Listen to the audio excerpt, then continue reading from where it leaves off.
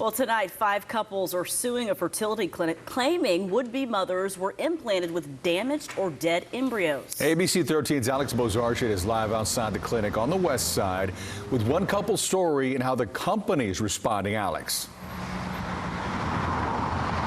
The attorneys who filed this lawsuit say what's so devastating is some of the couples they're representing are older, and this was their last chance to have their own biological children. Now, I did speak to Aspire. They tell me this is the first they're hearing of these accusations. They say they never knowingly put non-viable embryos into their patients, calling the accusations false and defamatory.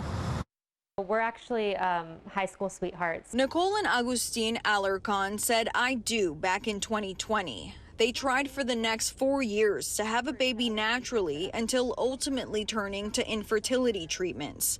Initially, it was a success. Nicole was told she produced 14 embryos viable for transfer. Man, like, we were just so excited.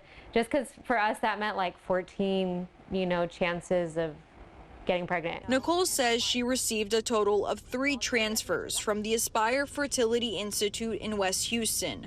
2 were unsuccessful and 1 resulted in a miscarriage. Shortly after that is when we got the call from our doctor, and he told us that our embryos, that there was some sort of lab issue. The information shared on the call leading the couple to join a class action lawsuit. According to the court filing, the so-called lab issue affected embryos retrieved and stored at their Piney Point facility in February and March of this year. The lawsuit claims that it was the result of a defective freezing agency used to preserve the viable tissue. Attorneys even hiring their own fertility doctors who examined pictures of Nicole's embryos throughout the process. The doctors said there was evidence of cell death early on. Now, Aspire knew that they had a problem with their lab because pregnancy rates dropped to nearly 0.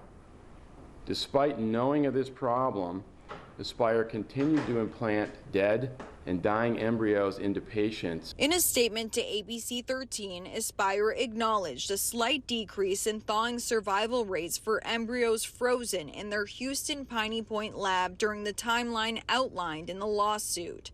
They said in part the decrease in survival rates appeared to coincide in time with a change in the vitrification media used to facilitate the rapid freezing of tissue. Immediately upon identifying this potential issue, we halted use of this media. To find out that this was all essentially for nothing, and we have to start over as if we had never done IVF in the first place, it's a really hard pill to swallow. Aspire says there are numerous healthy ongoing pregnancies that resulted from frozen embryos that came from that time period in question. They have no reason to believe that those pregnancies will result in a negative outcome. Now, there were 4 other couples on this lawsuit, but they wish to remain anonymous. The devastating thing about this is their attorneys say it's the end of the road for some of them, and they will no longer be able to undergo IVF treatments.